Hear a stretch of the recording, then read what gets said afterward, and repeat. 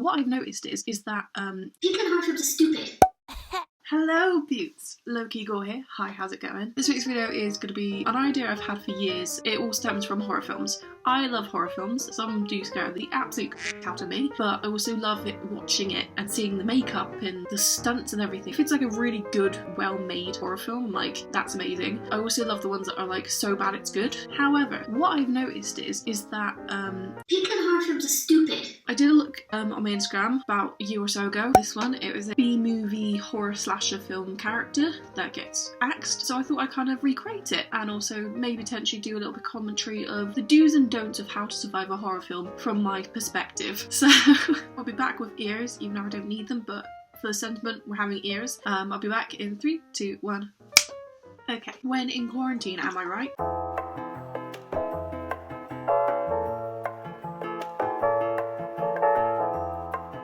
So we're going to start off with minimal makeup, maybe a little bit of foundation. She's kind of grubby, she's gone through it. She's like halfway through the film, then she dies, if that makes sense. She's probably called Brittany or Samantha. She's like the girlfriend of the jock, the girl who's like, oh, I dare you to go in there. I don't know why she's American, but still. Once you've done some sort of foundation and stuff, all you need to do is put some eyeliner on and then just smudge it.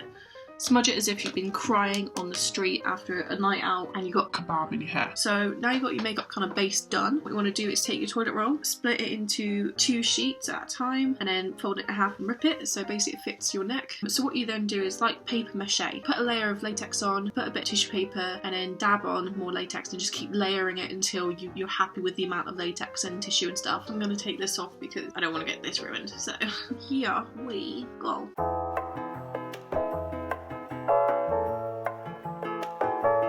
I think I'm going to go through the do's and don'ts on each category and then go from there. Number 1, when you move into a new house, it's always with family of 5. It's always an old house that was on sale for like a really cheap price, but it's a beautiful house that needs a bit of restoration work. They're always massive houses. They're like huge, like 8-bedroom houses, 2 toilets, there's a basement, there's like some sort of like dolly lift from the kitchen to like the 2nd floor, and it's always haunted, or there's some crazy dude who lives in the walls. Like, it's always that. So the do's and don'ts. Firstly, do your research. They never seem to do their research, and they're always like, what's this happening? Oh my god. It's like, well, you've moved into a haunted house. And it's always like week 5, the mum's like possessed, the children are terrified. There's always that one kid who either gets possessed or is like has seen everything that's happened and is just full-blown traumatized for the rest of its life. You've got like the teenager who's like, I don't believe in it until like the last minute. You've always got the dad or the uncle who's like, what's going on? Everyone's crazy. This house is great. You've got like the grandparent, it turns out is like used to own the house, or used to live in the house, and it's like, oh my god, I know everything. They don't tell anyone until like the very last minute when like everything's happened and like a kid's been kidnapped or something, or like possessed. Basically do your research on the house, and if it looks a bit sketch, don't go for it.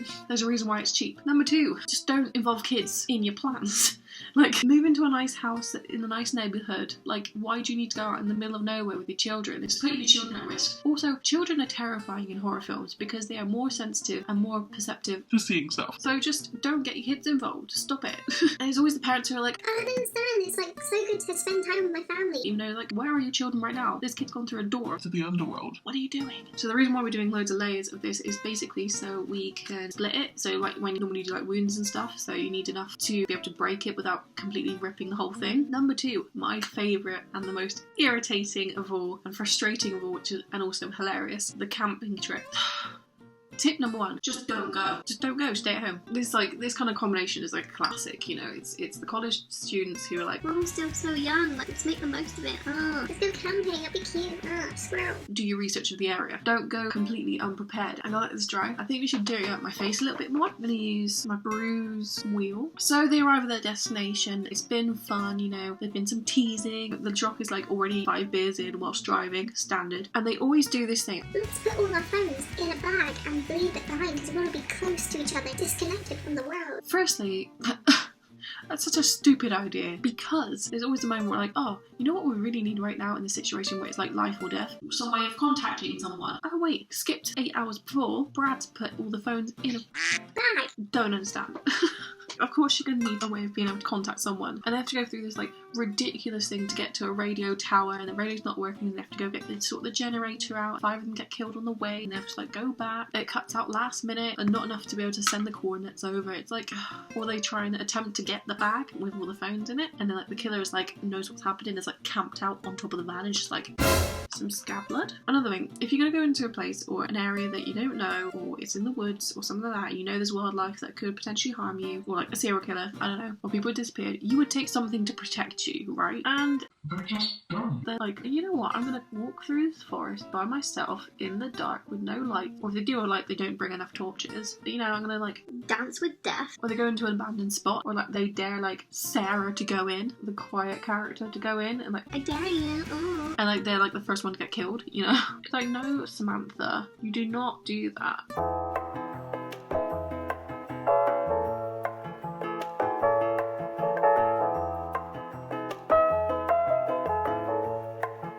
Okay, I feel like this is sufficiently dry. What you're going to do is put your foundation colour over this and kind of cover it. Use a sponge and just go in and blend all of that in. Looks like it doesn't match right now, but we're going to go stipple stuff on so it looks a bit grimy.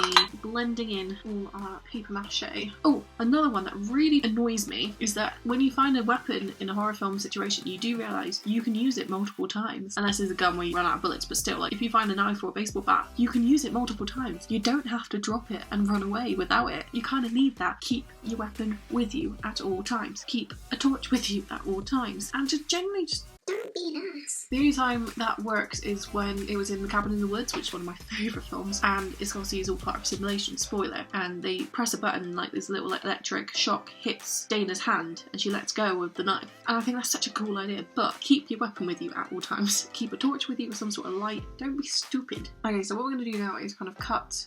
Please go careful. Please, please, please go careful. We're going to cut across here or rip it, whichever, however you want to do it. If you feel like it's not thick enough, put more layers on, and then we'll go in with some red cream paint or lipstick or whatever you have, and then like scab blood and things like that, and then that's pretty much it. So I'll be back with, you know, wig and everything for our montage. So let's go. I am you.